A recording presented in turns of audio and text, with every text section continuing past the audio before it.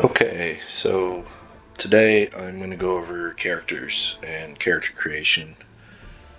I'm going to talk about the different classes, races, skills, what the stats are good for, the whole 9 yards. Um, so we're going to start off just by we're going to go into the character creation, and we'll talk about each race first. So dwarves, I believe, are a bit slower. Yeah, they're going to have a move of 5 spaces. All dwarfs get a +2 to their Constitution score.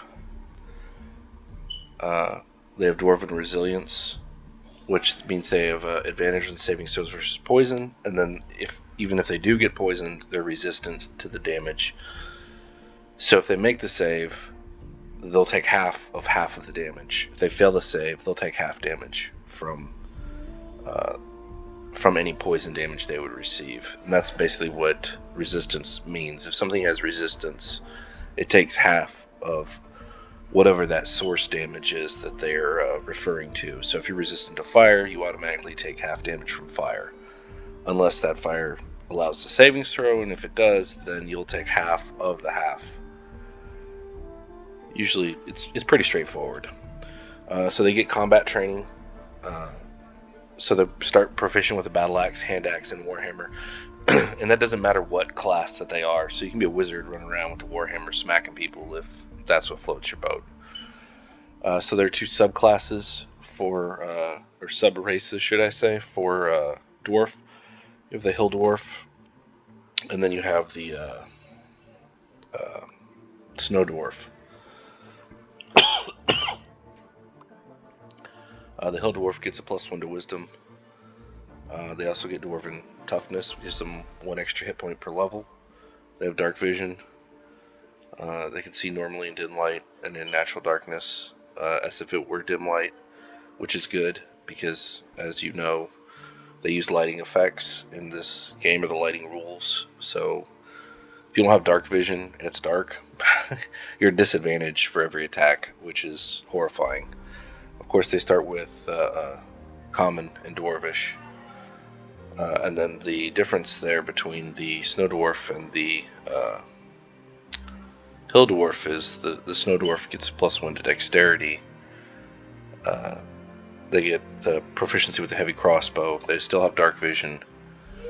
They also get a +2 bonus on Constitution savings throws, which is good. So on top of whatever your normal savings throw is, they get an additional +2 on top of that, which again just makes them hardier against even poison attacks. For that, most poison attacks are Constitution based. So we'll do the humans next. Humans are pretty straightforward. They can move 6 spaces per turn. They have a +1 on all ability scores. They get common in 1 language of your choice, and that's pretty much a human. Next up, we have the halflings. They also have a speed of 5, and again, it's because they're small. Same with dwarfs. I believe they're considered small creatures. They get a base of +2 to dexterity. They have advantage on saving throws versus frightened, which is a condition that you can be under. Typically, a frightened character has to move away on its turn from whatever the source of that's generating the fear is, whether it be a dragon or a spell or whatever. They also get lucky when you roll a 1 on an attack, ability, or check. You can re-roll and use the new roll instead. I think in 5th edition that you can use that, I think it's 3 times per long rest, but I don't see it spelled out here, so it may be you can re-roll lucky a bunch of times. I don't ever remember it asking me if I want to use lucky during any of the playthrough that I've done so far. So I'll have to look at that. Halfling nimbleness, you can move through the space of any creature that is of larger size than you, which is nice. So basically, any creature of medium or larger size, you can move through their space. Um, I'm not 100% if I don't think they use acrobatics that way in 5th edition, but typically you're gonna have attacks of opportunity on you especially if you're playing uh, a non-rogue and you're not disengaging. But the beautiful part about that is you can actually move in a straight line rather than having to walk around things that eats up movement. So there are two types of halflings as well. There's a marsh halfling, and I believe that there's the island halfling. And that's right, the island halfling. All right. So the marsh halfling gets +1 to con. They speak common and halfling. Areas of marshes and ponds and humid atmosphere considered swamp terrain. I'm not sure how that plays in because they're, I don't know. I don't know what mechanic wise how that has an effect, unless I guess you play a ranger. Maybe that'll have some sort of bearing. You get dark vision, so you can see normally in dim light and in natural darkness as if it were dim light. And again, as I explained with the dwarf, that's important in a lot of the scenarios you find yourself in unlit areas. And it'll allow you to, at least within 60 feet, I believe it allows you to attack without disadvantage. And beyond that, I believe you have disadvantage. So the island halfling, again, has a 5 for movement, +2 to dexterity, has all the same halfling ancestral feats, but instead it has a +1 to charisma. It can speak common halfling in one other language of your choice, so you get an extra language out of it. And then rope dance, you have advantage on dexterity acrobatics checks, which I believe is used in combat as interchangeable with athletics. So you have to move more than 10 feet over open space, like if you're jumping across something. You'd have advantage on that roll. But that's basically the island halfling.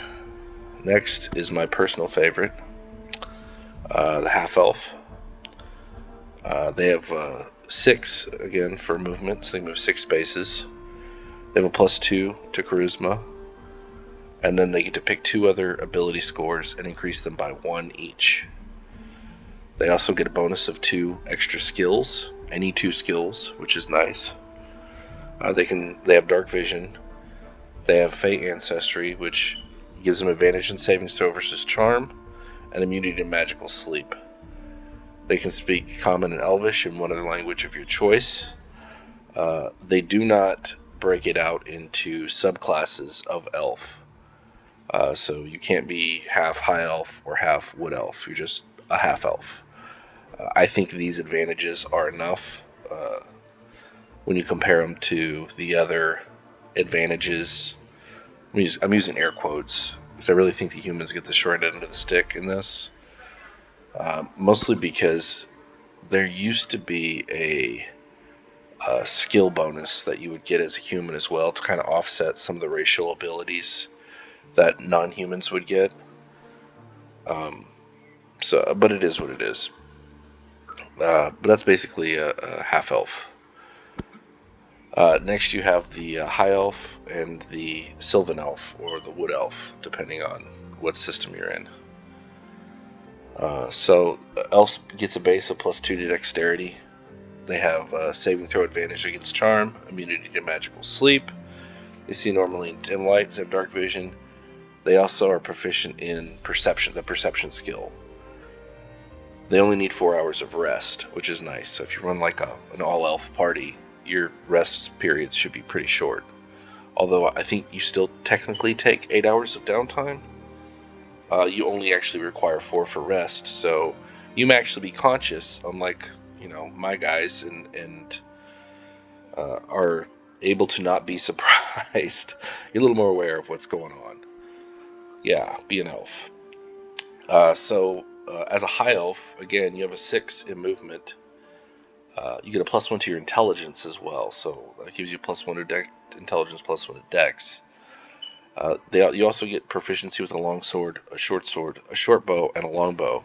And that doesn't matter what class you are. This comes from racial training. They're considered racial weapons. Then, of course, as a high elf, you get a cantrip.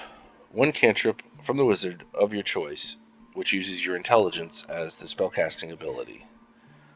This is good because it allows you to, one, always have either attack or light spell of some sort.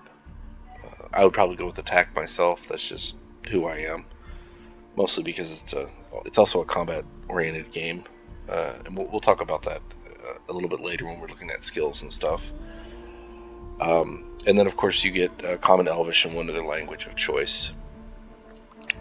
The Sylvan Elves are the only people that can move more than 6. They can move 7 as a standard. They get a +1 to Wisdom instead of intelligence. Again, they're proficient with the long sword, the short bow, and the long bow. They're also proficient with survival and athletic skills, and they have advantage on survival when they're hunting, which means it's easier for them to collect rations when you're traveling over map. The languages they start with are Common, Elvish, Dwarvish, and Halfling. So they actually start with 4 languages. It gives you less to pick, but as far as gameplay is concerned, I don't think Halfling is used. And I believe, depending on the background, you could actually select more languages than this. But the important part is that they give you a wider range of languages to start with without having to worry about what to select. We're going to go with a half-elf moving forward, and then we're going to talk about our classes here. So clerics come in many different shapes and sizes, depending on which cleric you take. We'll start with the basics. So you get proficiency in wisdom and charisma saving throws, and these are typically people trying to overcome your mental faculties or to force you to do something against your will, like a charm or let's see, what's a wisdom save? Maybe confusion. They start with proficiency in light, medium armor, and a shield. They get simple weapons, which basically means a mace is probably the heaviest thing you're going to use. They don't get proficiency with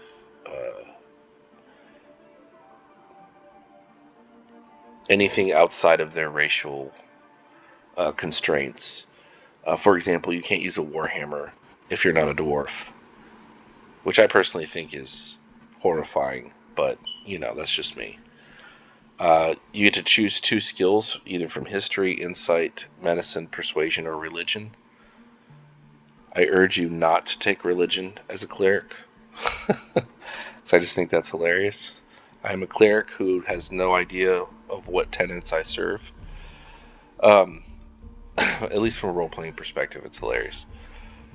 They can cast spells from the cleric spell list, and they can ritual cast spells if they have the ritual tag on them. And I'll talk more about ritual casting here in just a little bit. So when you select a cleric, you have to choose a domain, a divine domain, and the divine domain will actually grant you additional powers, and this is what differentiates the different cleric types.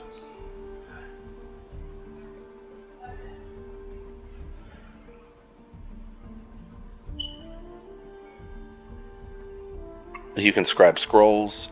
You can also craft potions, which I'm surprised is not listed here. But you can make potions as well. Although they may have it should be based off your spellcasting ability, off your, I believe it is medicine, or I think there's one other. There may be one other one that does it as well. I digress. If you're starting equipment, you can go in and edit it. As you can see, I can choose a mace, but because I'm a half-elf, it won't allow me to select a warhammer because I'm not proficient in it. You can choose what kind of armor you wear. You see in the background here, it'll change the armor type. I do not recommend you take leather. A light crossbow is okay to start off with. I don't know how frequently you're going to use it because it depends on how you build your character, how necessary that will be. You may choose a second weapon outside of what's listed here, but I typically just go with the light crossbow. So the priest pack is going to give you a backpack, candles, one ration, a healing remedy, a crafting scroll of cure light wounds, and a scroll of revivify. Explorer's pack will give you a healing remedy, rations, torches, a backpack.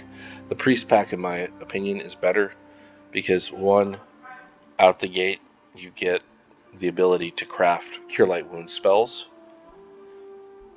And you also start with a scroll of revivify, so if you're playing on harder difficulty settings, you have the ability to revive somebody within a couple minutes of their death, should they die, which is entirely possible on the higher difficulty settings. You also start with a shield and a holy symbol.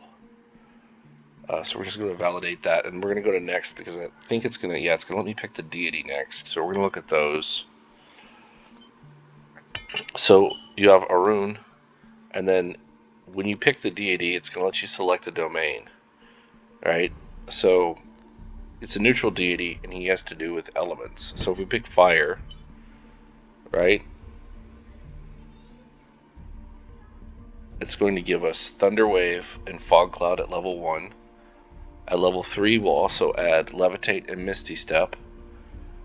5, Lightning Bolt and Fly, Ice Storm and Wall of Fire at 7, and at 9th level is Cone of Cold and Conjure Elemental.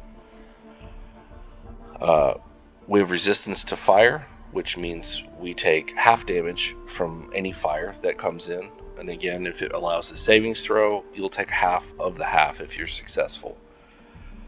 So yeah, that's pretty good. You also get a bonus cantrip of Firebolt, but I believe the difference here is that this Firebolt goes off of your Wisdom instead of your Intelligence because it is granted from a domain. Next, we have Elemental Ice, which will give us Thunderwave, Fog Cloud, Levitate, Misty Step, Lightning Bolt, Fly, Ice Storm, Wall of Fire, Cone of Cold, and Conjure Elemental. You also get Resistance to Cold damage and Ray of Frost. So these two you will acquire at level 1. These you'll acquire as you go up in character level. And this is actually the character level that's listed as to when you acquire that specific ability. I find it funny that they put lightning bolts on here. I don't think it should be on there for ice. I think they should have added a different ice spell. So Thunderwave makes sense to me. Fog Cloud makes sense. Levitate, Misty Step, Lightning Bolt, Fly. Ice Storm does not. Wall of Fire does not. Cone of Cold does not. Conjure Elemental. Yeah, I could see conjuring an air elemental being lightning based. Again, electricity damage does half, and then you get Shocking Grasp, which is my favoritist melee, and actually the only melee cantrip. I know some people will say, well, I could use, I can't remember the name of it, Holy Flame. It doesn't require a roll to hit. They just get a savings throw, so it doesn't count as an attack roll, so it's not a disadvantage. This one requires an attack roll, and if the opponent is wearing metal armor, you actually make the attack roll with advantage. If they're hit, they take 1d8 damage, which goes up according to what level you are. I believe at level 5 it goes up to 2d8, and then I believe at level 11, or it's either 11 or 12, it goes up to 3d8. But the point is they take the damage, and then they get a condition called Shocked. Shocked prevents them from taking reactions. So not only can you damage them, but then you can move away if you're closed in or you don't want to be in melee with that person without them taking an attack of opportunity on you, which is great. Next we're going to talk about Sun. Sun is going to give you Burning Hands, Fairy Fire, Scorching Ray, Dark Vision, Daylight, Hypnotic Pattern, Fire Shield, Wall of Fire, Flame Strike, and Greater Restoration. So these are all great spells. Some of these they wouldn't normally have access to, like Scorching Ray and Burning Hands. Those are wizard spells they normally wouldn't get. I think Hypnotic Pattern is as well, and so is Fire Shield and Dark Vision. They also get the Light spell as a bonus, and then when you cast Sacred Flame, your target has disadvantage on saving throws versus it, which is good because Sacred Flame either damages you or it doesn't. So anytime you can make somebody roll twice and take the worst of the two rolls, the better off you are with it. Later on in the game, there's a feat that you can pick up that will allow you to make this cause half damage on a successful save, which is nice, but I'd hate to waste an ability bump on a feat that a skill could cover. But that's basically it for Aaron. Next we go to Einar. Einar's Battle and Law. So the deity's alignment is lawful good. The divine domains are Battle and Law. Under Battle, you get Magic Missile, Shield of Faith, Acid Arrow, Flaming Sphere, Fireball, Haste, Stone Skin, Phantasmal Killer, Hold Monster, and Insect Plague. As a bonus, you get proficiency with martial weapons. So that means all martial weapons you're proficient with. You can, as an action, use Divine Fortitude, which gives you 3 temporary hit points per cleric level, and you recover it after a long rest. I believe this has a duration of until you take a rest of any sort. So if you short rest, these temporary hit points go away. This is probably the most appealing part of the battle, or the war domain, the battle domain, is that you can cast spells with somatic components without a free hand. It's the equivalent of having Battlecaster for those of you who play 5th edition D&D. It's provided you have a weapon or a shield is being wielded. Unfortunately, you can only wield one shield at a time. That'd be crazy. You just wield 2 shields and cast spells. That's funny. But the point is that none of the other casters here have that ability. You have to have a free hand to cast a spell that is non-verbal. So you can Healing Word until you turn blue in the face, but if you want to cast anything more powerful than that, like a Cure spell, Greater Restoration, Revivify, anything, you have to unequip your weapon. Which will basically, you can set it up so you can do it a hop swap, but in a combat situation, it only works.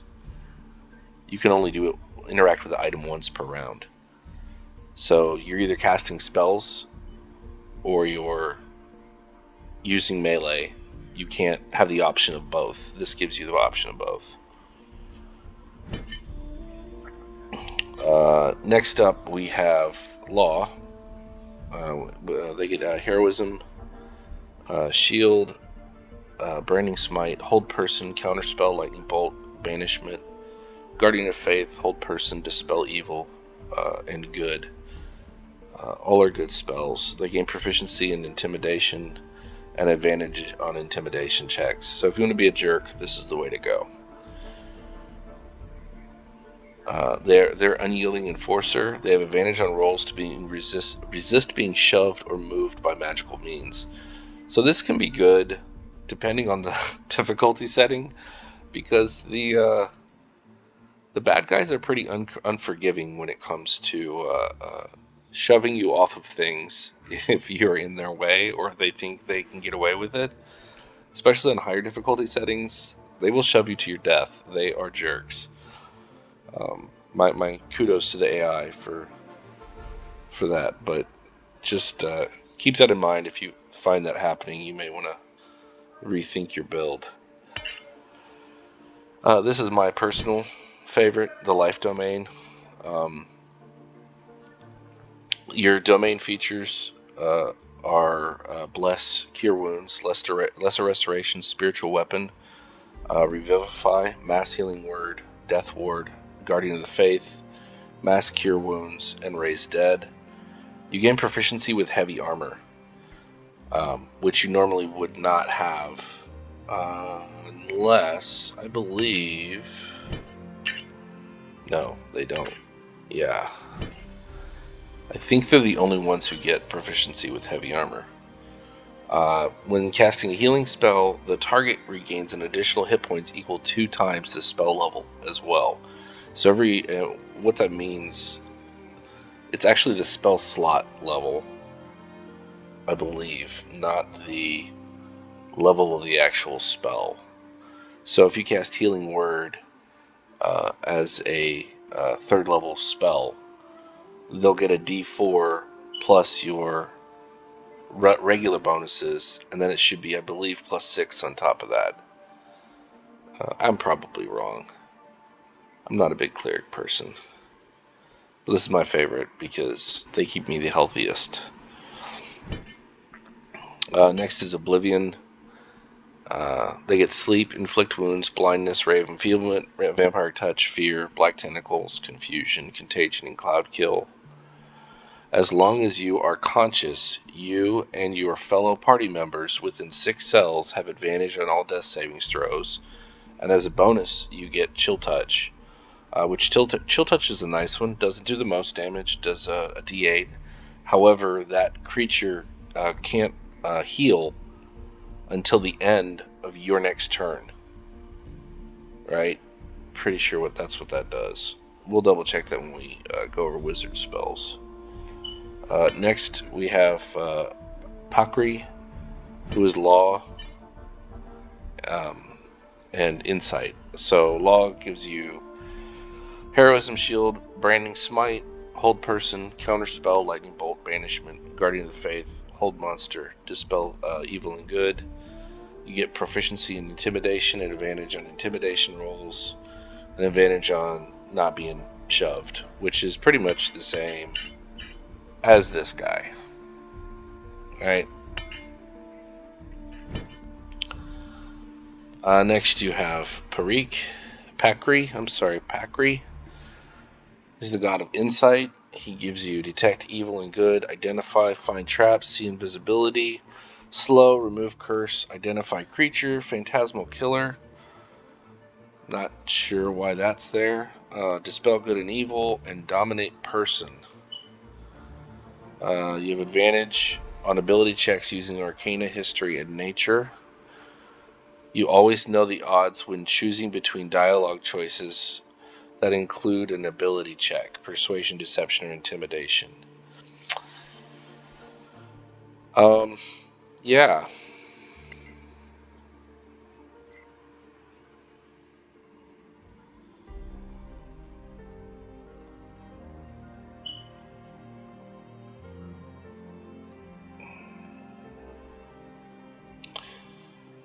You see the immediate future and dodge your enemies' attacks better. For 1 minute, the first attack hits you suffers disadvantage. Except shove. They can still shove you around. Nice. Alright, so under each of these you'll see that there is a domain features at higher levels.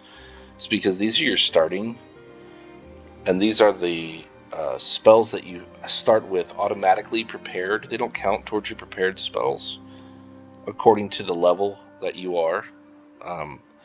So when you have access to first level spells, let's say you have a 12 wisdom or whatever, which gives you can have 1 spell prepared basically. you'll also have these two spells prepared as well. You'll have Identify and you'll have Detect Good and Evil. In my opinion, I don't think I would ever run Insight, just because you should never have Identify memorized. It's a ritual spell. That's just strange. Why would you waste a spell slot on that? Not that you are, I guess technically, but it really seems like a waste of time. I guess this might be a good build if you mixed it with like a rogue background, which would be kind of weird because he's lawful neutral, absolute law, but I'm a criminal. I don't know. Anyway, so that's all the clerics. We're going to go back and we'll go over the paladin next. One of my super favorite. Just kidding, I don't like him that much. So you have Oath of Devotion, Oath of the Motherland, and Oath of Tirmar. Alright, so we're going to close that, and we're going to go next. This is where you pick your deity. Which deity do I want to follow? I do not believe you pick your oath until, level 3. You're going to pick your oath. So Oath of Devotion, there's a list of spells that you can have prepared. At level 3 you can get Shield, which is one of the very best spells in the game in my opinion. Not only does it make you immune to magic missiles for 1 round, but it raises your armor class 5 points. And the beautiful part about the spell is it does not end until your next turn, and it's cast as a reaction, which gives you the ability to bump your AC pretty high.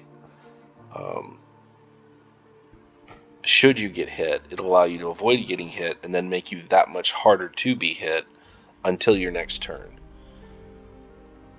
So at 5th level you get Lesser Restoration and Aid, and at 9th level you get Dispel Magic and Revivify.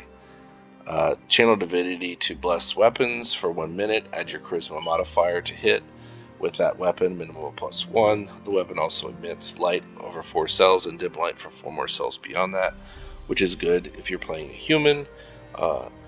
Actually, that extends your dark vision quite a bit as well. Turn the Unholy allows you to force fiends and undead within 6 cells that you can see to flee unless they make a Wisdom savings throw. And then at level 7 you get Aura of Devotion. Friendly creatures and that aura cannot be charmed while you are conscious, which is good. Oath of the Motherland, you select the level 3 Bane and Burning Hands, Branding Smite, Scorching Ray, Fireball, and Dispel Magic are all in your list and always prepared.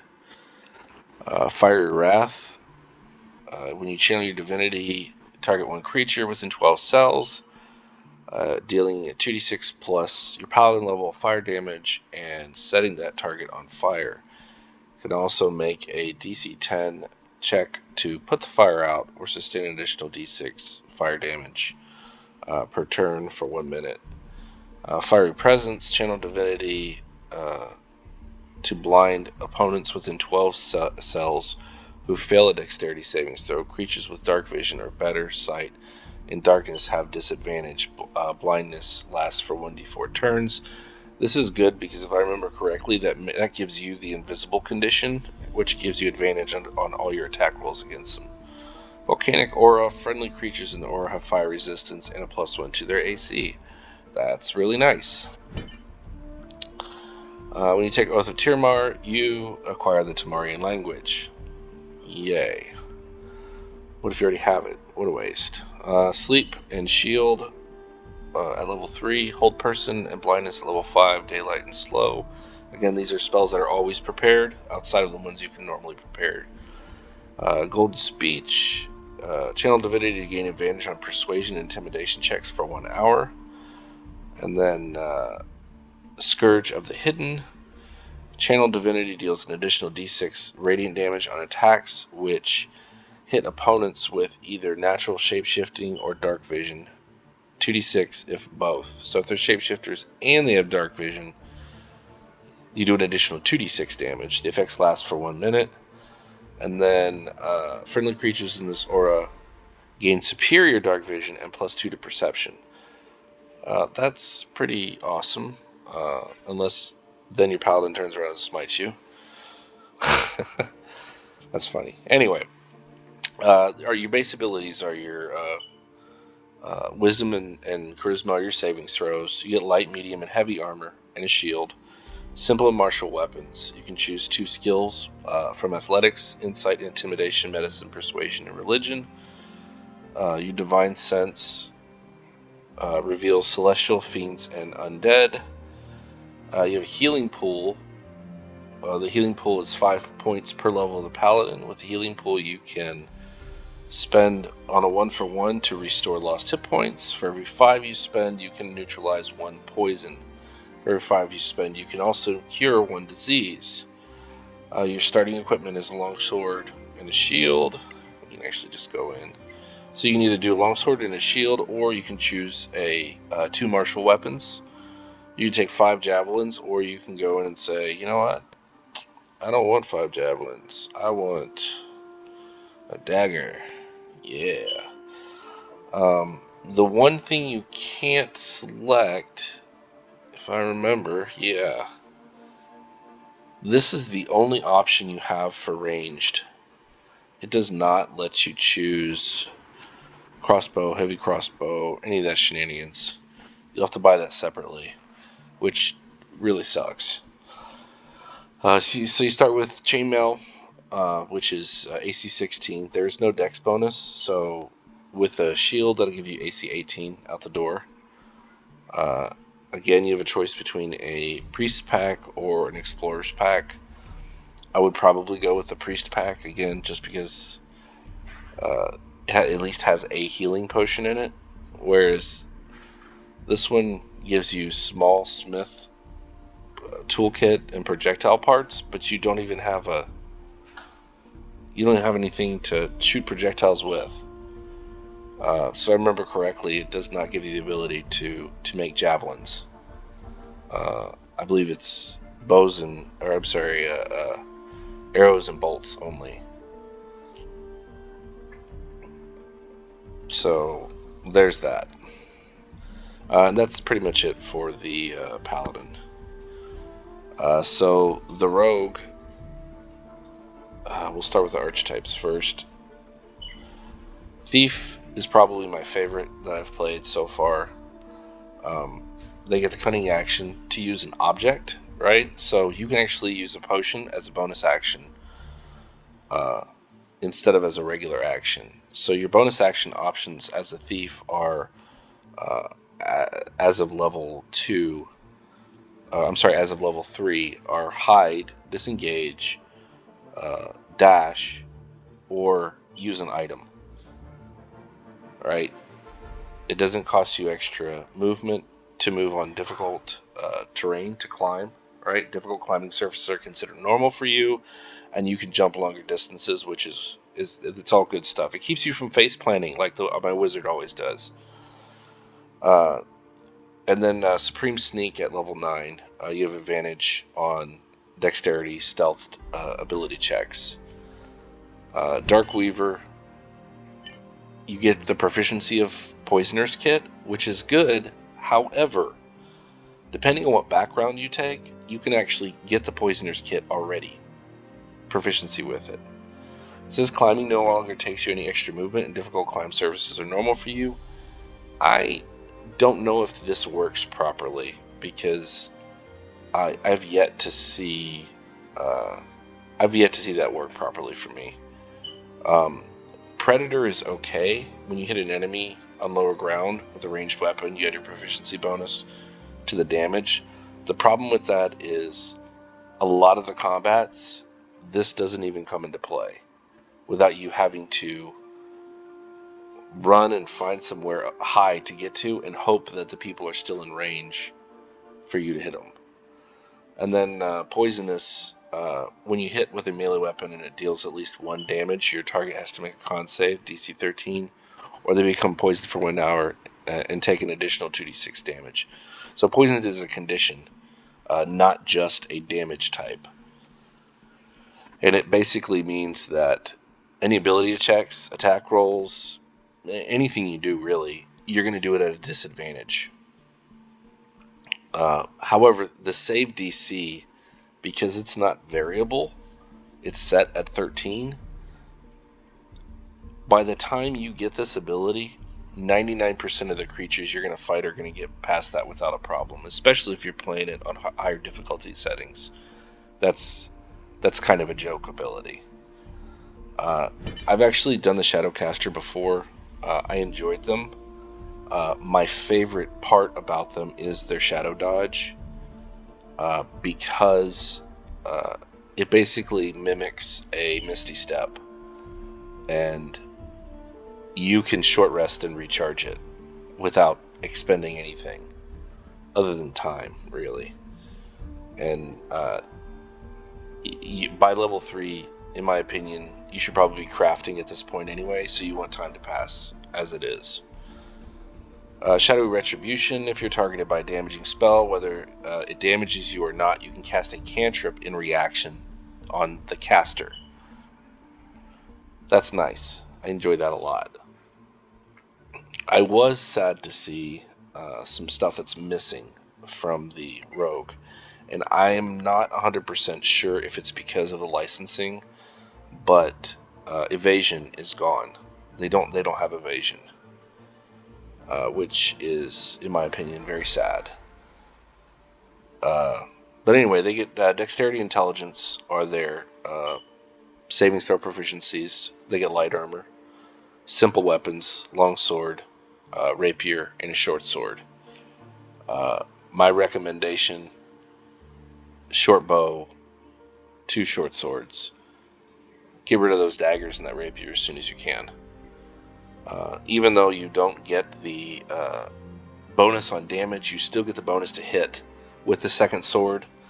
And if you miss with the first one, your sneak attack applies to the first hit on every attack,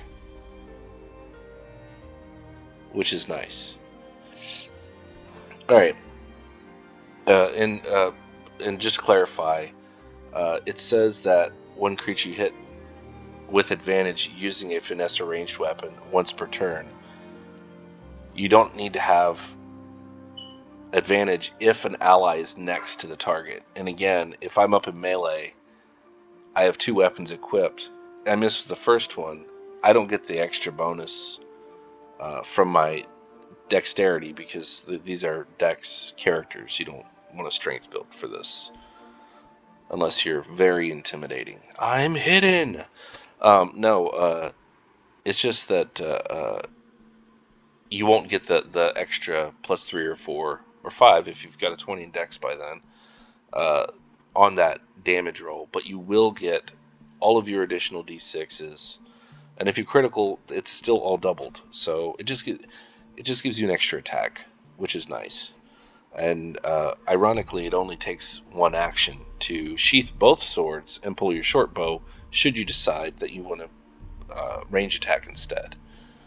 So just keep that in mind.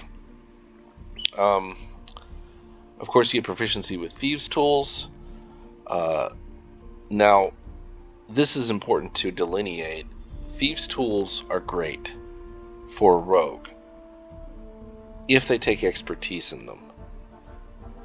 They can still be good at them, but so can everybody else. If they take the right background, they'll have an equal chance as the rogue, provided they have the same dexterity score, of using those tools successfully.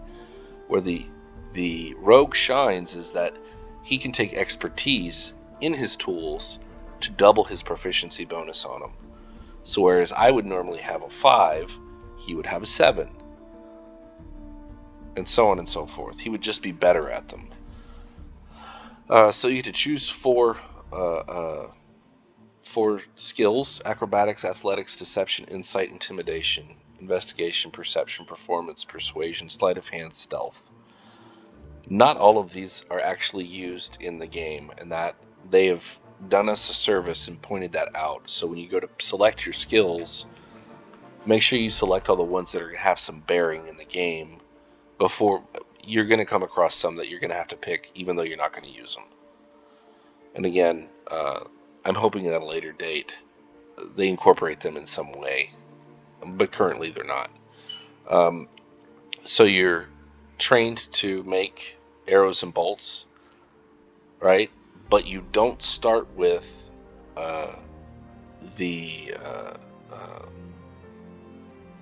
tools, right? You get a burglar's pack, but it doesn't come with a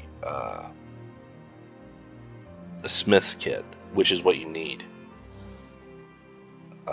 So just keep that in mind. If you want to make your own ammunition, you'll need a smith's kit. And again, you'll select expertise, 2 skills for double proficiency bonus. I recommend the first one in Thieves Tools, and then the second one probably either in Perception or in what's the other one? I want to say no, it's Perception, because Thieves Tools is for that one. Yeah, it'd be Perception. Yeah. Investigation isn't used in the game. Insight is used in the game. Intimidation is used. Deception is used. Athletics and acrobatics are used. Sleight of hand is not. Stealth is. Persuasion is. Performance is not. So that's it for that. We'll take a look down here real quick. So you get a rapier or a short sword. I would recommend you get a short sword. Go ahead and take the short bow and 20 arrows. Don't take the second short sword. Explorer's pack. Healing remedy.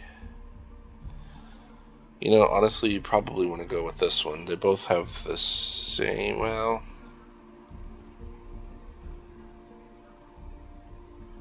I'd probably go with this one. Because, like I said before, depending on the background that you take, this isn't going to be very useful. It has an antitoxin in it. You're not going to run into anything that can poison you. Not immediately, anyway.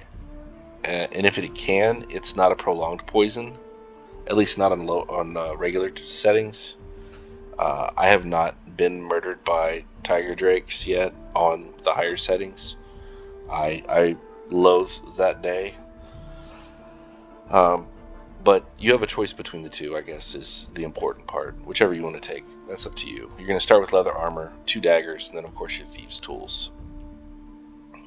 We'll go ahead and validate that. And then at your higher levels, choose your archetype, your bonus feat. You get uncanny dodge. Oh, you do get evasion, see? I was wrong. I apologize. Half or no damage at level 7. I don't remember that ever working, but I digress. Uncanny dodge is great because every time you get hit, you can choose to make take a reaction to take whatever damage that was and cut it in half.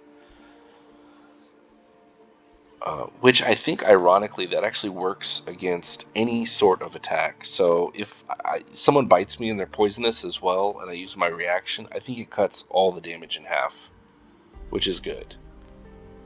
I think it does. I'm not 100%. Anyway.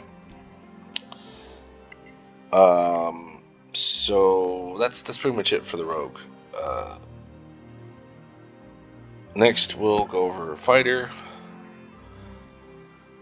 We'll look at the martial styles first. Champion, I'm pretty sure, is straight out of the book. 3rd level, get improved critical. For those of you who don't know, a critical hit automatically hits no matter what your AC is.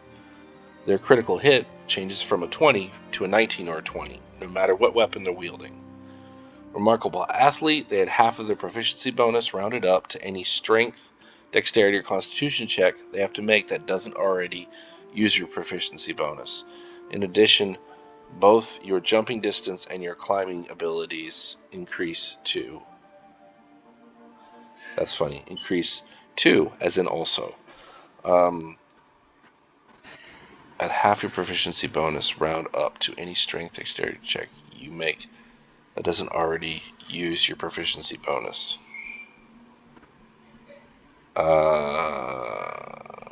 Yeah, I think that's kind of useless, but alright. And level 10, you get to choose a new fighting style. So, I heard you want to be a tank, right? High AC, you have a choice. You have to be a hit point tank or a high AC tank. This is a high AC tank here. You have advantage on shove attempts when using a shield. You also gain, when you're using a shield, you gain a +2 AC whenever you have a wall on one side of one of your 4 sides. Not diagonally, but as long as you have one on one of your 4 sides.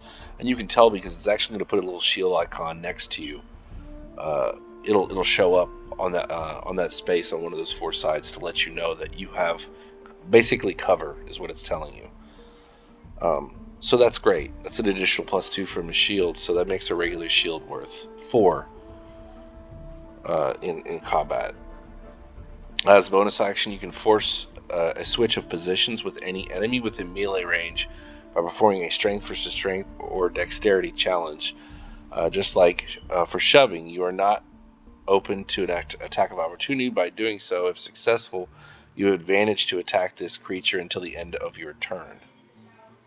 And that's a bonus action, so you can not only switch places with them, then you can smack them in the head with advantage. And then you have shield push. Provided you wield a shield, you can shove an opponent as a bonus action, which is good because if you knock them prone as a bonus action, you can then attack them with a melee attack with advantage. And by level 10, you can attack twice, so both attacks are with advantage. So that's pretty mean. Hopefully by then you have at least 20 strength. You're gonna be pretty buff by then. So that's good for some end game ability. This is my personal favorite, the Spellblade. 1, you gain spellcasting for conjuration, evocation, transmutation, and enchantment schools. You don't get shield, which makes me sad, but I understand why they couldn't give you shield. And that is because we'd then be technically looking at a Spellblade, or an Eldritch Knight from 5th edition, and because again of the licensing that they went through, they could not copy the exact subclasses. They had to make up their own. I still love this class. So your weapon attacks count as magical against creatures that are resistant or immune to non-magical attacks. This is great because early on you have to fight wights. Wights take half damage from slashing, piercing, and blunt that are not magical. Unless you're a Spellblade. All your attacks are considered magical. They don't take half damage from you. It's great. This also gives you cantrips, which is wonderful. Light for 1. I always take light. Always, always, always. There's some creatures in this game that are actually damaged just by being in the light spell, which is glorious.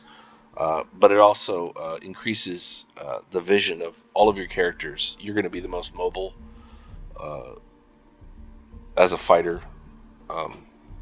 You moving around with light is going to illuminate for your other characters where everybody is, and is going to allow you to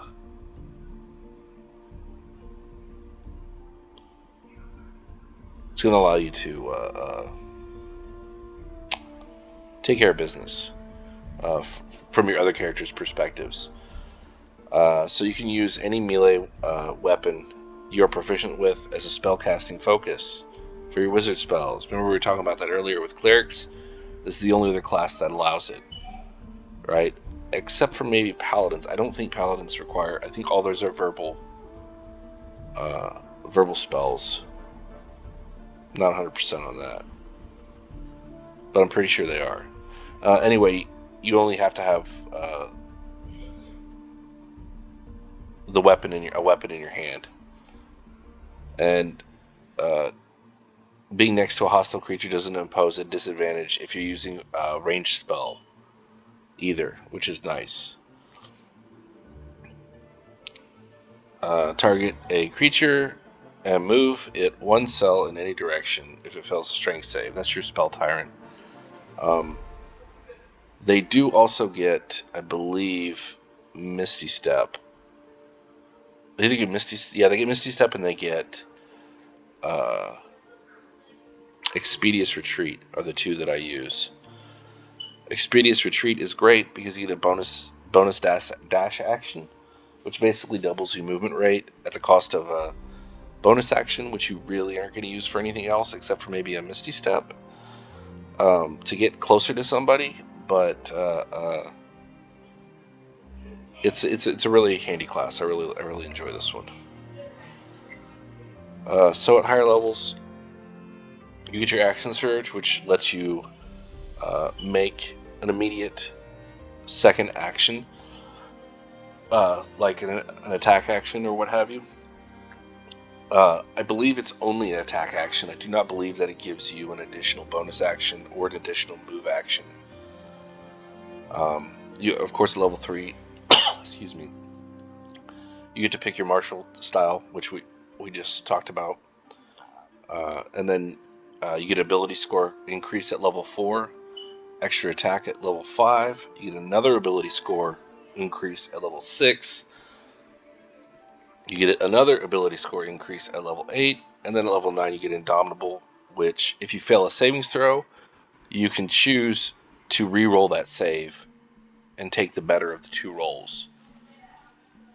But you can't use it again until you take a long rest. But it's nice if you fail a fear save or something, and you can say, Indomitable, immediately fail it again and run away anyway. But the point is that you have that option to fail twice, alright? So that's it for that. Their savings throws are strength and constitution. They have light, medium, and heavy armor, and of course shields. They're trained for basic crafting of ammunition for arrows and bolts. They get simple and martial weapons. They can choose 2 abilities from acrobatics, animal handling, athletics, history, insight, intimidation, perception, and survival. All of these, except for animal handling, are used. I believe history is actually used. Yeah. I would recommend you take athletics. You're going to be jumping around a lot. Strength is one of your primary abilities. That's definitely one I would take. The other is up to you. So you're going to choose a fighting style. There are a couple, and I think you choose it, here. So we'll skip ahead so I can show those 2 because it doesn't let me list them here. And then of course you get Second Wind, which basically you regain 1d10 hit points plus your level as a bonus action. It does not say it here, but it resets after a short rest. Just like your Action Surge does. Both of them are short or long rests to re-up that ability. Which is good because it can give you healing in a pinch. It's more useful at low levels. At higher levels, getting back 11 to 20 hit points may not make a difference. If you're fighting, a dragon who's about to breathe fire on you and you now have 21 hit points, you're probably a dead man. You better pray that cleric's ready to heal you or resurrect you or do whatever he needs to do at that point. So you have a choice between, I find this hilarious, chainmail or leather armor. Yeah. Go ahead and start with the chain. I recommend you sell it for scale when you get in to the game. Sell it by scale mail. Especially if you're playing with encumbrance rules. Chainmail is heavy. You get no dexterity bonus with it. If you have at least 2 in your dexterity, you get the same AC plus a shield, and you weigh less. So you can carry more stuff. And typically he's going to have the highest strength out of everyone in your party unless you're going for a dex build or something like that, which I don't think I would recommend because I didn't find any armor or anything in here that would really protect you well enough for a dex build character because they have severe limitations when it comes to what's the word I'm looking for? Oh yeah, AC. Because heavier armors. I mean, you may as well wear no armor at that point if that's the case. You may be better off depending on what you can get your hands on. Because the shield is the only thing that is the only armor type that isn't affected by isn't affected by dexterity. You can stack a shield on anything, but only one. Sorry. Typically go with a longsword, although you can go great weapon depending on. And we'll talk about that in a minute. You have a light crossbow or two hand axes. Light crossbow and the crossbow bolts and the hand axes. Hand axes can be used as a thrown weapon or as a melee weapon. That's an important distinction. You can actually throw these and then go and retrieve them after you throw them. They'll be in the loot. But they do more damage. Another big difference is they don't use your dexterity. They use your strength to hit and damage. Right? I'm not sure if it lists that here. But they use your strength as to hit and damage rather than dexterity. And so there's that. So this guy gives you a potion of healing and antitoxin. This one gives you a small remedy. The difference is this one starts you the smith's kit. This one doesn't. I would take this one over that one just because I'm gonna tell you right now, you're gonna find so many freaking potions. It's gonna make your head explode. That and you're gonna be crafting them like crazy. We're gonna skip through some of this real quick just so that we can look at.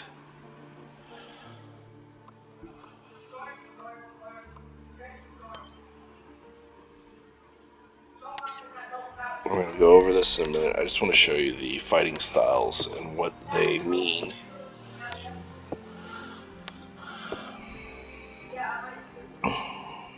Okay, and then we get 2, we can do strength and con. So here's your fighting styles. You have archery. Archery gives you a +2 bonus to attack rolls with ranged weapons. So normally you start off with a +2 proficiency bonus, and then depending on whether you're using a hand axe or crossbow, short bow, longbow, hand axe will use your strength bonus. Crossbow, short bow, longbow will use your dexterity bonus. So you'll have your proficiency bonus +2, plus dexterity. That's another 2, so you're +4 to hit with it so far. This will give you another +2 on top of that, giving you a total of +6. But that's just to hit. The same with hand axe. Typically, this is going to be your highest ability score for a fighter. Unless, like I said, you're doing a dexterity build. It depends on what you want to do.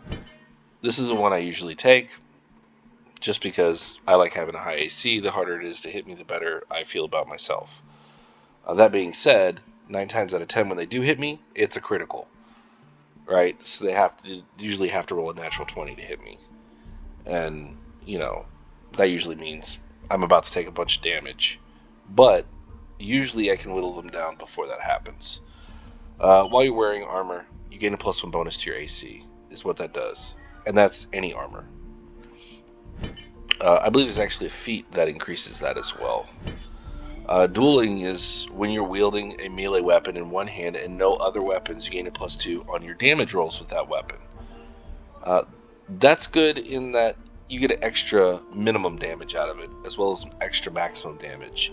The only problem with that is this doesn't apply to critical hits. You'll only ever get a +2, because a critical hit specifically states that the number of dice that are added are doubled. Just like you don't get an extra, this wouldn't become +4 on damage from a critical hit. It's always +2. But again, your minimum damage is going to go up. Your maximum damage is going to go up. But it's unaffected by critical hits, so it's important to note that. I messed this up in one of the videos I was talking about. But when you roll a 1 or 2 on damage for great weapon fighting, and you make the melee attack, you're wielding a 2-handed weapon, you can re-roll the damage. You must use the new roll, even if it is a 1 or 2. The weapon must have a two-handed or versatile property for you to gain the benefit. The only thing I don't know is if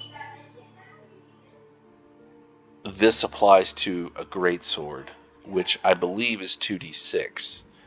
So if I roll 2d6 and I roll a 1 on each die, do I roll both die over?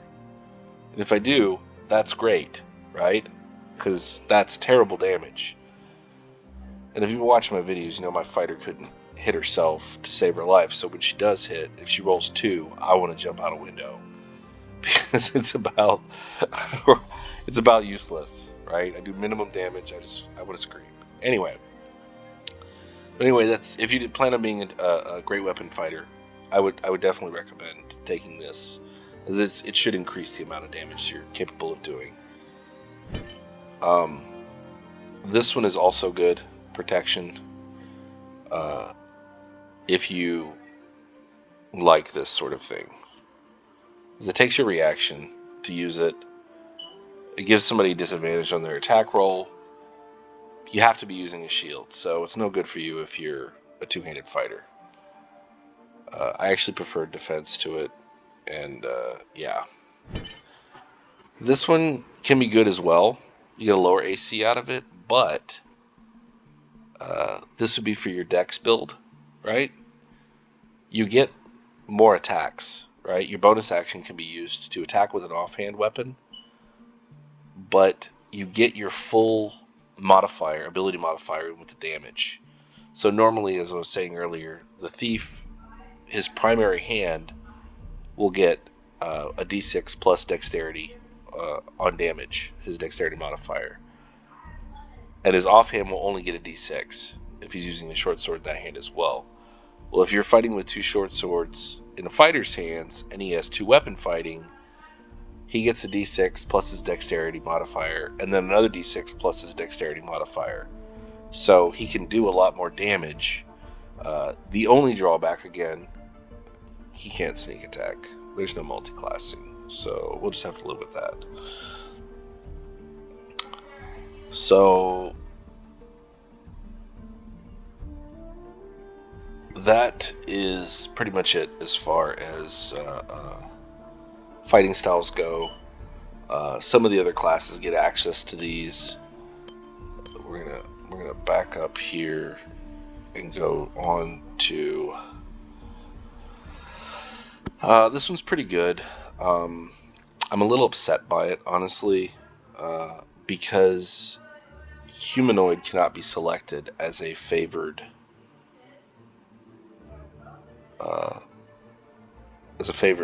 enemy. You can take dragon, you take elemental, fey, fiend, giant, plant, undead, which there are a lot of undead in this game, don't get me wrong, but what are the Sorax, right?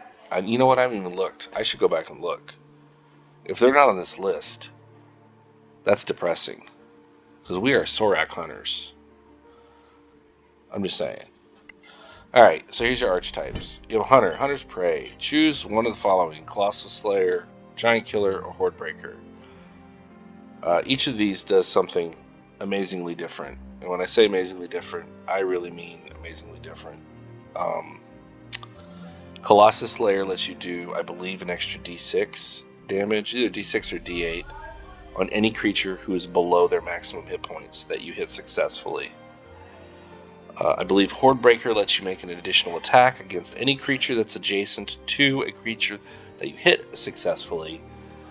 And I don't remember what Giant Killer does. It probably has something to do. No, I'm going to guess has nothing to do with killing giants. But I'll have to make a character and a ranger and look at that and get back with you. But I'm sure it does something amazing. In my opinion, Colossus Slayer and probably Horde Breaker are the best of the two, and I bet you that's why I don't know what Giant Killer does.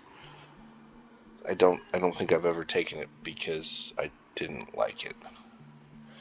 And then, of course, you get defensive tactics. You'd escape the horde, multi-attack defense, or steal will. I don't know what any of those do, but I will find out, and I will let you know. I'm sure they do something amazing. Yeah. But this is Hunters from the Player's Handbook, the 5th edition Player's Handbook. You could probably even find them in the SRD, which is free from Wizards of the Coast, as this is where this was pulled from. The Marksman and the Shadow Tamer are both created for this world that they're in. Level 3, they get the Herbalism's Kit or the Poisoner's Kit. When a visible opponent 2 cells or more from you attacks their ranged weapon or spell, you can use your reaction to take a shot after the target, after the triggering attack. So after they cast a spell or whatever, you can then shoot them for being jerks and attacking you. Ha! That'll teach them.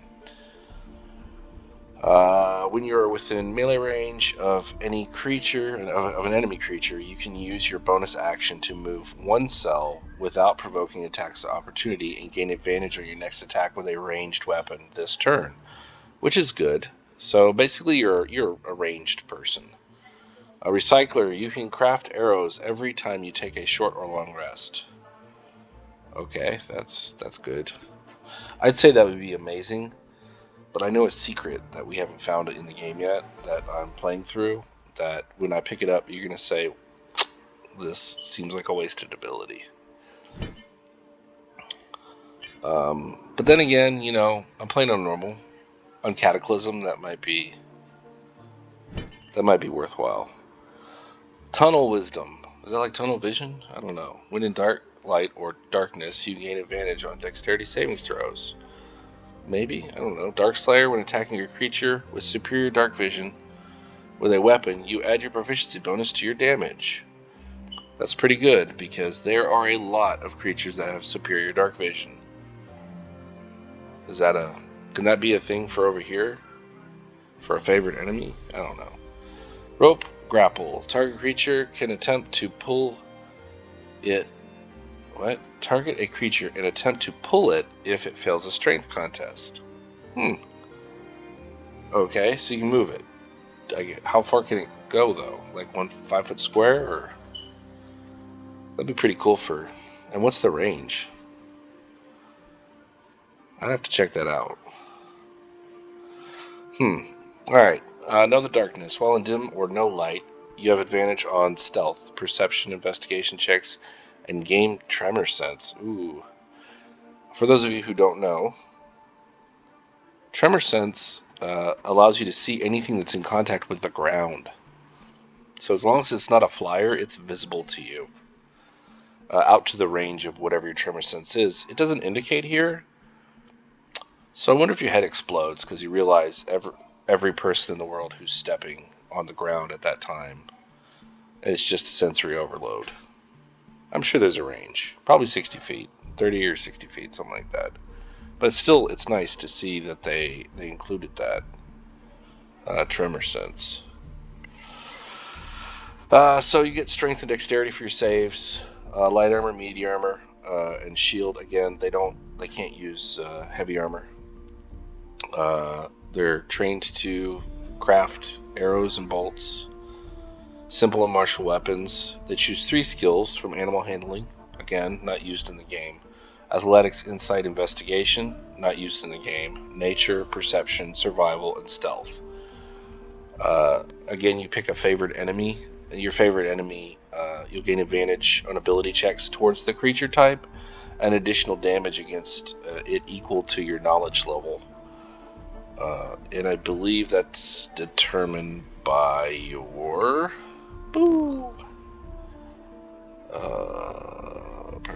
archetypes.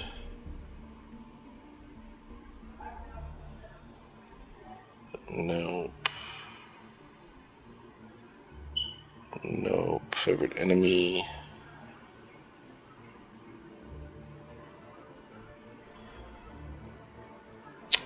Yeah, I'm not sure how they rate that.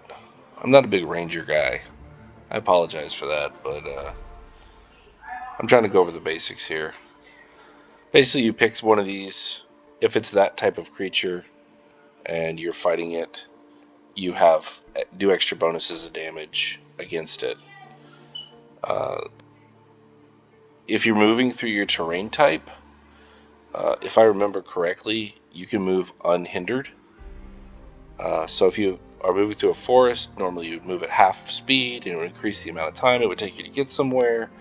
This will actually speed you up to normal speed, and it actually lowers the chance of you having an encounter. You can also find food and stuff a lot easier. Your ranger is like your outdoorsy fighter guy. Yeah. Leather scale, 2 short swords or javelin and a dagger. Longbow, short bow, dungeoneers. I don't know why you would take a short bow if they offer you a longbow. Longbow does more damage. It actually shoots farther. This max is 64. This one has a max of 120, which is wonderful. Again, I'd probably keep the Dungeoneers pack. I might go to leather armor, but then again, that just depends on what my dexterity is at the time. Because one, it's going to be a lot lighter for you. But when you first start off, you may actually get a better AC out of the scale. And that'll be determined here in just a minute when we go over ability scores, stuff like that. We're going to stick with the scale for now. And then that's pretty much Rangers. You don't get spells until I believe it's level 2. Yeah, you get your fighting style at level 2, where you can either go 2-weapon, you can go archery. I think you can. Those are the 2 that you have to pick from. Yeah. Anyway, you have a ranger spell list. You get primeval awareness. It lets you basically detect supernatural creatures, dragons, undead, stuff like that within a certain location. This is where you pick your archetype that we discussed earlier. Ability score increase, extra attack. You get another favorite enemy. Natural explorer, you're adept at living and travel in a certain type of terrain. This is where you'll pick another area that you can be a natural explorer in. You get another ability score increase at level 8. Natural explorer, you're adept at living and traveling in another type of terrain. Hide in plain sight is great. As you spend 1 minute to create camouflage for yourself. Once camouflaged, you gain plus 10 dexterity stealth while you are standing against a wall. You have to restart the camouflage every time you rest or move to another location. So it's good, but it's not good because you're gonna waste a whole minute going, oh. So you better have surprise or something. I don't know. I would just recommend being stealthy to begin with. Stealth is one of the best equalizers in this game, especially if you want to spring a surprise attack on. Because if you've been watching my videos, you've seen that pretty much every encounter I've been in, my characters have been surprised. And had they had more ranged people, I would have been dead many times over. It'd have been sad. It'd have been a sad day. I'd have cried. I wouldn't have cried, but it would have been sad. So that's pretty much Ranger. We're gonna go Wizard now. So the Arcane Traditions, and I think I talked about these briefly when we were leveling up at level 3. So we're gonna go over them again real quick. Arcane Warfare. As I said before, when you cast a spell, it counts as 1 spell slot level higher, which in terms of 5th edition, that means basically it's going to either last longer or do more damage, right? Or affect more people. In this case, it's going to be do more damage. So you'll get an extra magic missile out of it. Burning Hands will cause more damage. Thunderwave will cause more damage. Acid Arrow, I believe, will cause more damage and may also last longer. Scorching Ray gives you an additional ray. Flaming Sphere I believe, does more damage. Fireball, Lightning Bolt, Ice Storm, and Cone of Cold all will do more damage.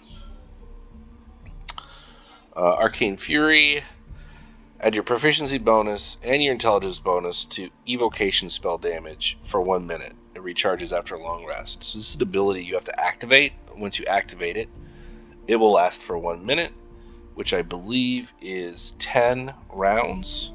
And during that time, you're going to do whatever your proficiency bonus, I believe at level 6 is 3, plus your intelligence modifier on top of any damage that you cause from any of the spells listed up here.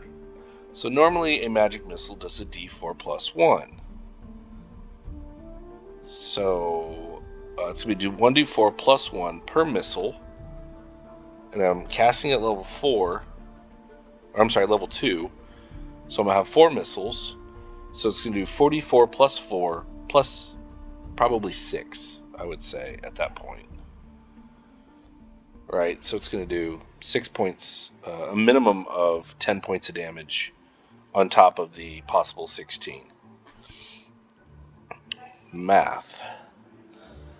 This is one of the reasons I do not like this class.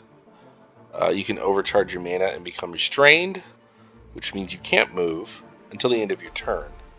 However, when you cast an attack spell, your damage dice are always above average. So I get better damage, that's good. In return, you have to make a con savings throw, DC 14. And take 2d6 points of psychic damage if you fail. I think this is a typo, but I still find it hilarious. Wizard weapon proficiency constitution. This doesn't make any sense. It should say wizard savings throw proficiency constitution.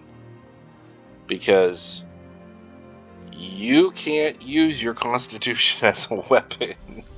I can't kill you with my hit points, alright? Doesn't work that way. Anyway, that's Shock Arcanist. Lore Master.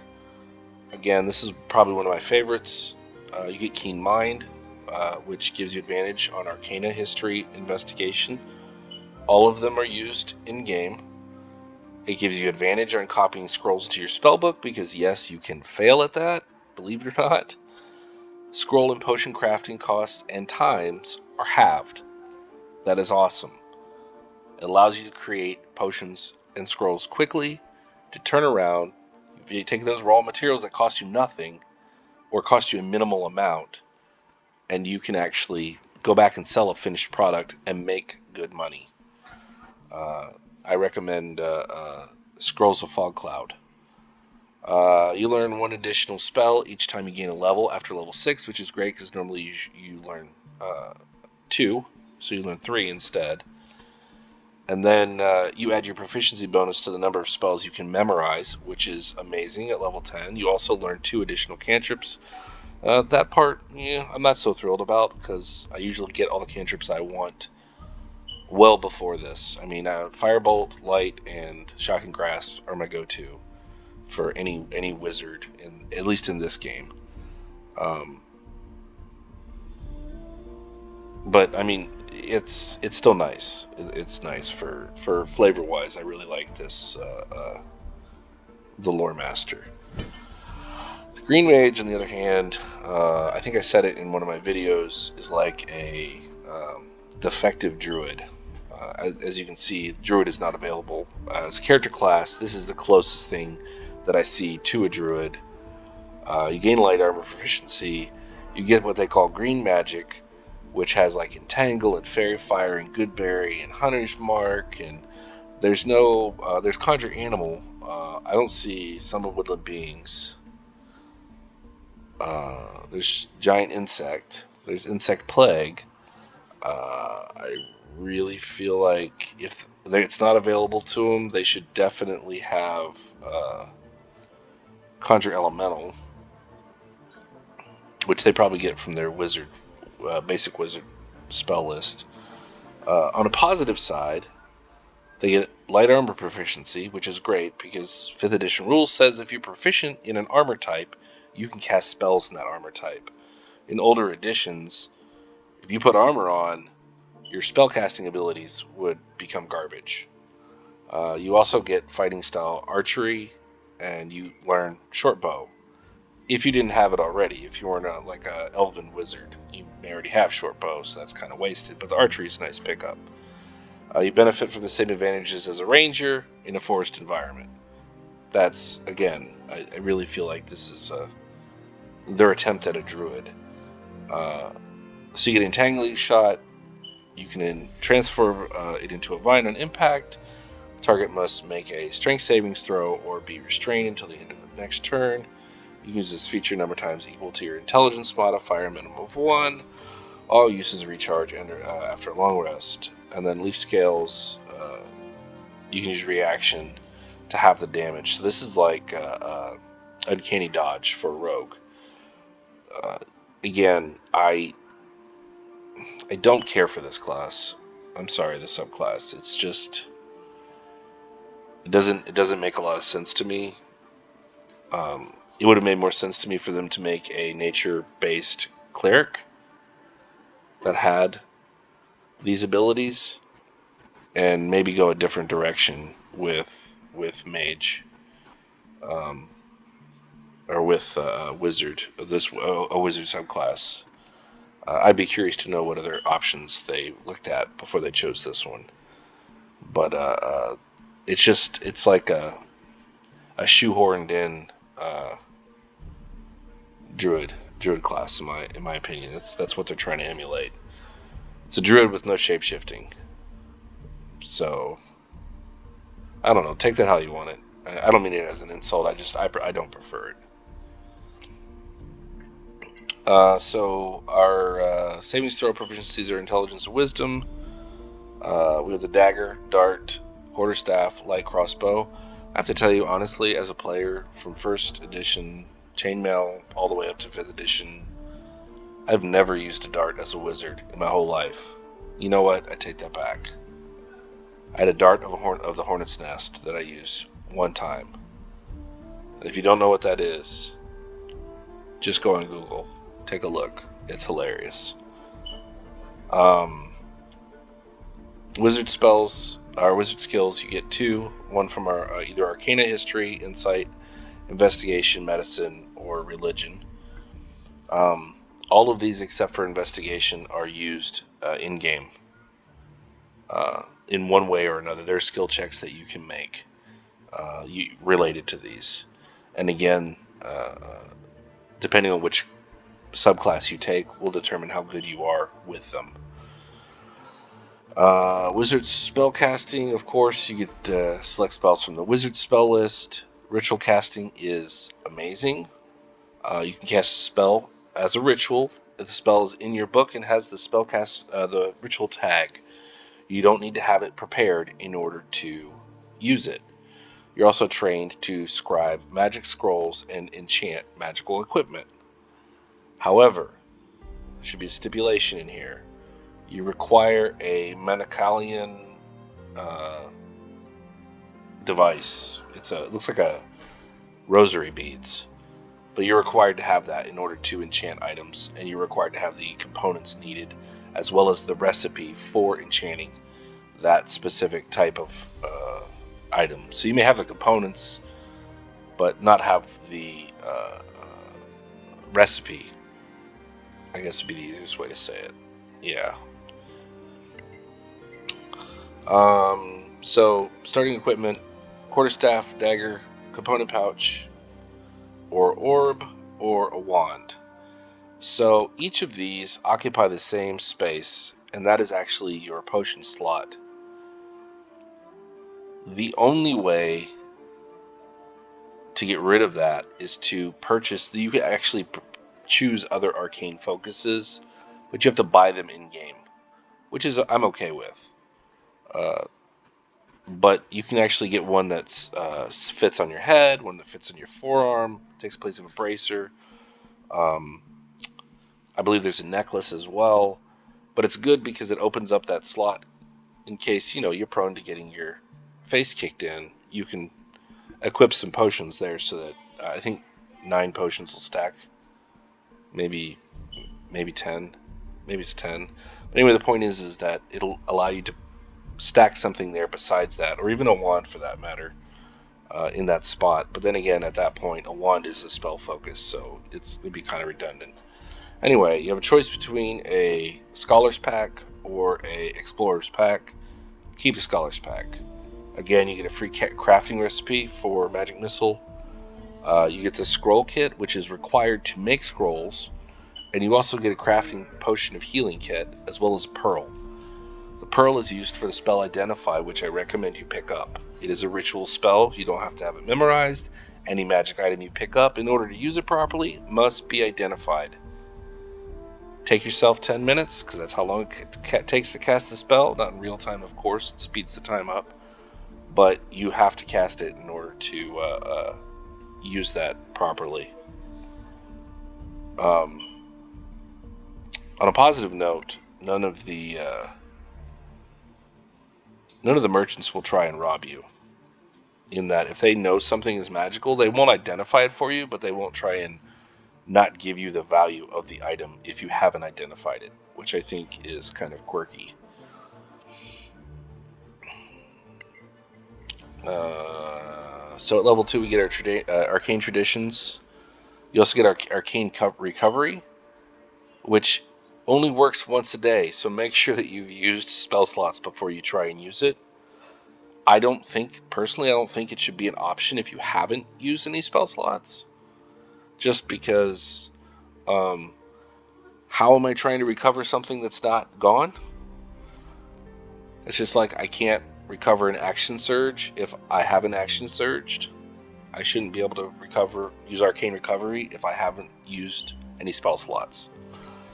Anyway, I digress. Ability score choice at level 4, ability score choice at level 8. Most of these guys' power comes from their spells and their skills. They're really versatile, in my opinion. I know you guys saw me goofing around trying to cast Tasha's Uncontrollable Laughter on everybody. Or, I'm sorry, Uncontrollable Laughter. I still don't know why you can't use the name, but they're a lot of fun. My favorite class definitely is the Wizard. Aside from the Spellblade. But that's all the classes. We're going to talk about backgrounds now. You have the Academic, and each one is going to give you something different. Like this one gives you Enchanter. And there it is right there. The Malakalian Rosary is what's required for enchanting. It gives you 2 additional languages. It gives you a notebook. It gives you Commoner's Clothing. And 15 D1 gold pieces, which is their way of saying you get 15 gold. They're so silly. So from this, you'll also have to pick. You'll see these down here. This is going to be your alignment choices. It's going to change dialogue, but not the overall impact of the game, which is, I mean, I'm fine with that. I don't have a problem with it. I hope you don't either, because I mean, it's really is a great game. So again, Acolyte's going to give you proficiency in Religion, Nature, and Insight. Proficiency with Herbalism Kit, which is used to craft potions. If you do not have proficiency in a Herbalism Kit, you will not be crafting potions.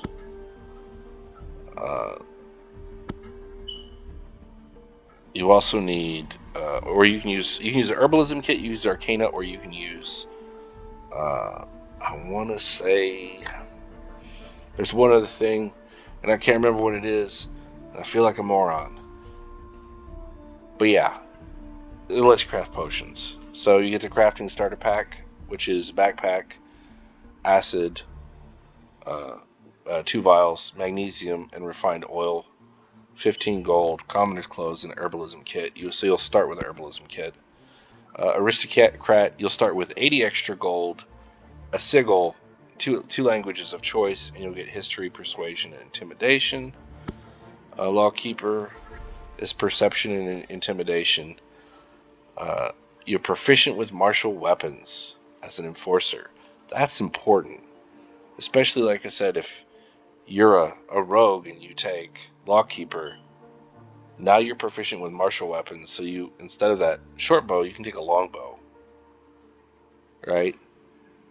It is what it is. But I mean, you get the idea. It just changes the way you can build your character out, which is nice. Gives you options, versatility. Choose one additional language. You get a Lawkeeper's badge, which not sure it has any game value, but you have it, and then you get 10 gold pieces in Commoner's Clothes. If you're a lowlife, you gain proficiency with Thieves' Tools. You don't start with Thieves' Tools, but you gain proficiency with them. You're also proficient with Sleight of Hand, Stealth, and Deception. This and this are used in the game. This is not. In the beta, or before it went live, there was one instance where you could use it, and I'm guessing that because they wanted to get it out, that they just did not incorporate the rest of it in the game in any place. Not that I'm harping on them for it. It's just it's not used. So if you don't have to take it, I wouldn't. And then you get Commoner's Clothing. So it also should be pointed out that each of these has an independent quest related to it, which is cool. I think is cool. Or independent quest line, should I say. So you have Physician, you have Medicine and Persuasion. And maybe that's what it is. Maybe you need Medicine and an Herbalism kit, or Medicine and Herbalism kit, Arcana, or Religion in order to... Yeah, that might be it. Proficiency with Herbalism kit, additional 2 languages, and then you get a crafting starter kit, 25 gold, and an Herbalism kit. Sellsword gives you athletics, intimidation. It also gives you proficiency with medium armor. That's great. Could you imagine you're a sellsword wizard? You can wear medium armor now, and you can cast spells. Lovely. You're also proficient with athletics, which is great. It probably would prevent me from face planting a lot, but I doubt it seriously. You get the military campaign ribbon. I don't believe it's actually used in the game, although it would have been nice to see these trinkets integrated in some way. I believe that was the original intent, because there's a couple times, you've probably seen them. One of them is where the spy uses the code in order to get them to open the doors and let them into Carolem. It'd have been nice if, because I know that as the military, if you could use your military background, Sellsword, you can tell them about your military campaign. Maybe you'd have to present the military campaign ribbon to them to show them, hey, this is me. I went and did that stuff, and then you explain the story. But I digress. Anyway, 10 gold pieces, Commoner's Clothing. And then Spy is Stealth and Deception. And then proficiency with Nature and a Poisoner's Kit, which is nice. So if you take Spy, you can poison. You get 2 additional languages. You get Noble's Clothes, 25 gold, Poisoner's Kit, and the basic crafting supplies. We're just going to pick 2 here, and we're going to move to the next so we can talk about stats. Oi! Because this is the last one we're going to talk about before I end the video, because this is really probably one of the most important. So there are 3 ways that you can make your character. You can make your character by rolling the dice, point buy, or standard array. Rolling the dice is probably the most broken way. It will take time, but you can get really good stats. If you plan on playing on higher difficulty settings, I would recommend you make your character that way. Because you have a better chance of ending up with better stats overall. Higher stats for sure. You could start with a maxed out stat, definitely, depending on what you're playing. I actually have some characters that I made through rolling that at level 1 they're beasts. They're beastly. They're horrifying monsters that everyone should run from. That's considered level 1. So you get 27 points if you're accurate. I didn't know you could do that. That you're splitting up between these 3. As you'll see that this one automatically starts 2 higher, and that's from my ancestry, but I can put it in, and then after a certain number, you'll see 4, 25. See, it cost me 2 to go to 16. Right? So I don't prefer point buy. I prefer dice roll. But you can dice roll as many times as you want. I usually set minimums in my head, and I roll, and I say, if I got this, then I'll keep what's there and distribute it. But basically, strength is for your strength savings throws, your athletic skill checks. It is required for fighters, for sure. Especially if you're not making a dexterity build, which again I don't recommend. It's not the best way to go. It can be done, don't get me wrong, but I wouldn't recommend it. In this case, we're building a wizard. Intelligence is the way you want to go. 90% of everything you do is based off your intelligence, with the exception of, I believe, perception. We have a 17 here, so if we were to put this there, we could have a 16. Actually, you know what? We could have no negatives.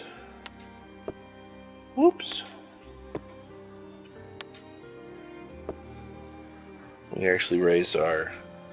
So we start with 18, right, in intelligence, which means our spell save DC is going to be 14. So it's 8 plus your proficiency bonus plus your relative ability modifier. Right? That's your save DC, and then we'll be plus 6 to hit with our spells that require a ranged spell attack. And then I still have a bonus to put it in Dex. I mean, it don't really matter. But the point is that you want to build your character towards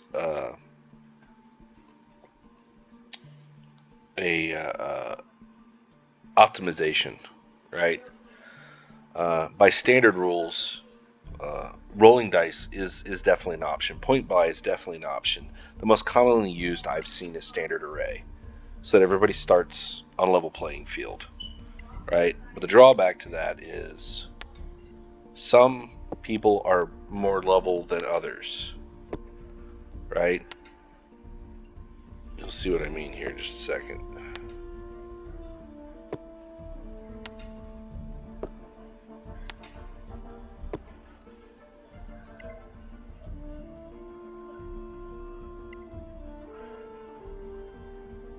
By level 4, I'll have an 18.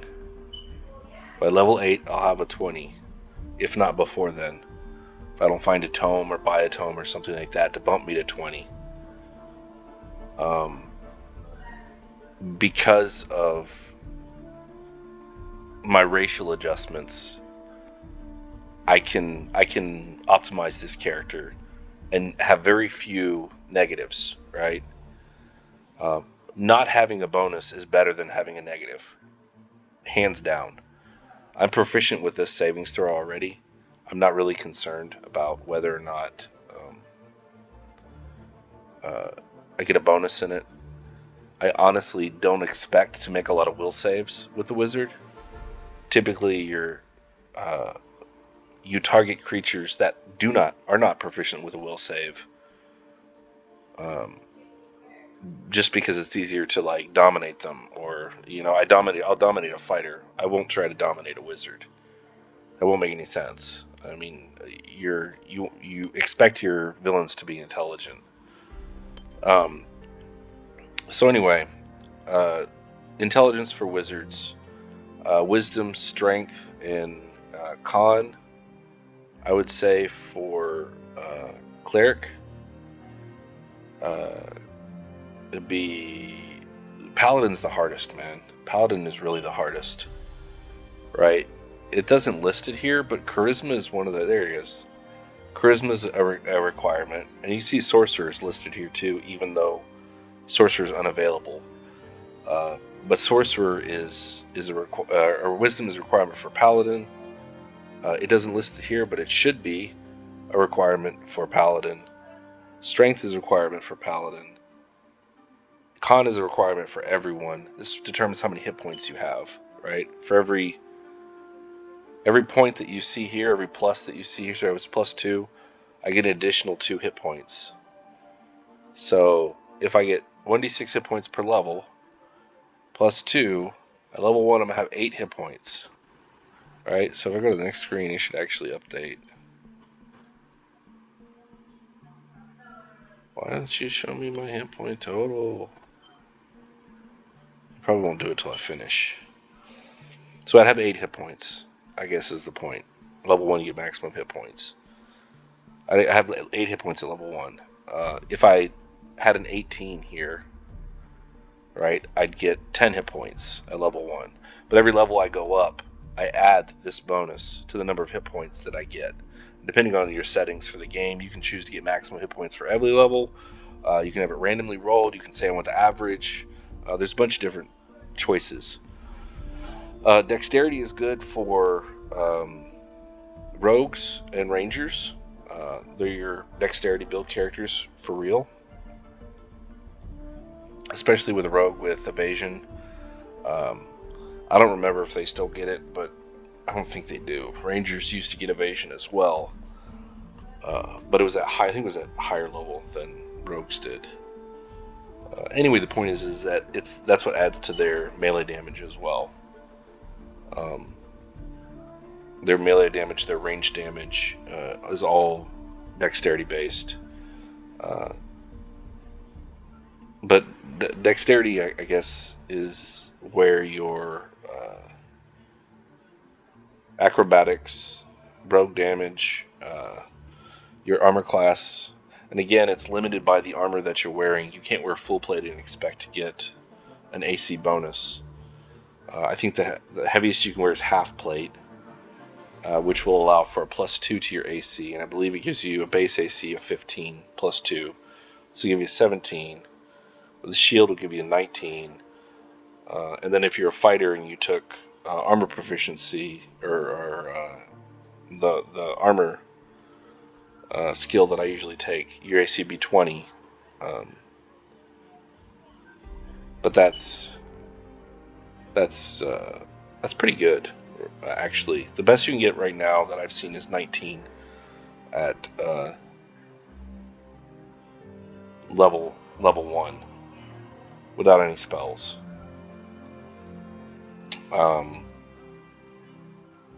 So yeah, wisdom's going to be your spell save DC for your clerics. I believe it's either wisdom or charisma for a paladin. I want to say it's charisma, but I'm probably wrong.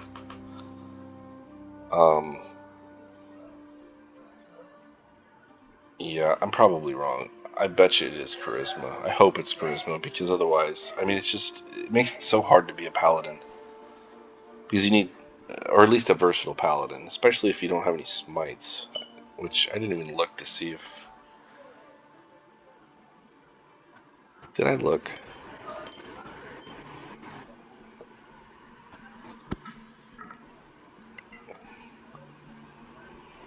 I didn't, did I? Gosh, golly, I'm so sorry. So Divine Smite can be used when you hit a creature with a melee weapon. You can spend one of your spell slots to deal 2d8 additional radiant damage, plus 1d8 per spell level above first. 1d8 when hitting an undead plus an additional D8 when hitting an undead or a fiend. You get to choose a fighting style. You can cast spells from the spell casting. You get this when you get your spell slots. You use your Channel Divinity. You get Sacred Oath. Your ability score increase. Extra attack at level 5. You get Aura of Protection, which is great because you grant savings throw bonuses to your surrounding allies equal to your Charisma modifier, minimum +1. And then Aura of Courage. You can also choose, you get your feats as well. There used to be one that you could take, and it was probably from one of the other subclasses that would allow you to bolster AC as well for people that were within a certain radius of you. Oh, nope, it's that one right there. Volcanic Aura. And that's actually ongoing, right? You don't have to activate it.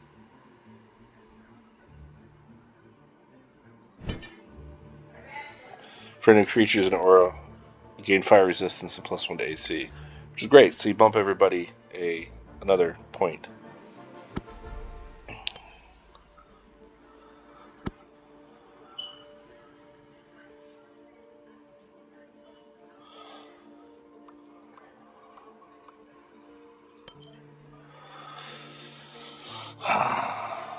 So anyway, let me put these down here real quick, and then we'll go back over. We'll look at the skills. I'll talk about those real quick, and that will probably be the end of this video.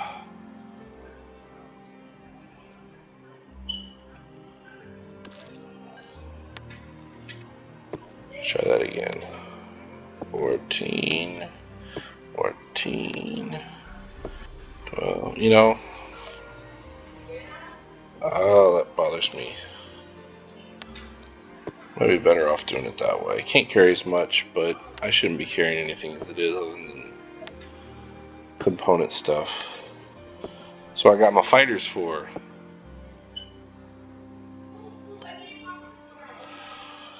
So here's the different skills that there are. You'll see that all of them are listed. Anything that I have on my person is going to be listed as well. And I'll tell you what if it has this little helmet next to it, it means that I'm proficient in it. Alright? See, because of what I took, I'm automatically proficient in stealth and nature. I get to pick 2 skills from being a half-elf, and it's any 2 skills. Although it is not any tools, only skills, so that's important to keep in mind. Any of them that you see that have an I next to them, again, although it's part of the rule set and valid for role-playing purposes, it's not an element used in the main campaign. I don't know if that means that it's not available as something that you can use in like the Dungeon Maker or something like that, 'cause I haven't really delved into that yet. But it's important to note that, because some of these classes, it'll say pick 2, and one of them may be the only thing that you can pick, because your other background and all that, it picked them out for you already. So just keep that in mind. Although you have it, you may not actually use it. I really should have taken perception and medicine, right? And then religion, arcana,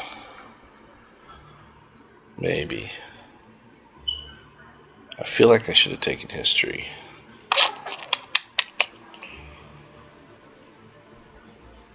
You know what? I am.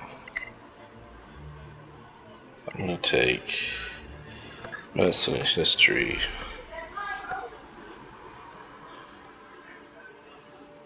So again, the language is same way. The language is present, but it's not used. So I'm going to take Dwarvish, and then I'm going to take Ultimarian, and I'm going to take Orcish, and boom. And see, I have the Spy Codec because it's part of my spy background. You can go to the next one. You're gonna go pick out your spells, and I don't even have time to go all of these right now because there is so many of them. But there are quite a few. Again, my go-tos are fire, light, and electricity. And then my starting spells are always going to be Identify, Magic Missile. Where's my shield? Fog Cloud, Shield, Thunderwave, and Jump. That's it. That's a built character right there. Not super crazy overpowered, but for a normal campaign, he should be okay. So anyway, I hope this answered some questions or helped a little bit as far as what the characters are, what they're about, what the races are, what they're about. Maybe some build ideas I shared would be helpful to you. I'm gonna look over this and see if I'm happy with what we've talked about. Maybe I'll add another segment on spells. But I hope this was helpful, and yeah, please keep watching my videos.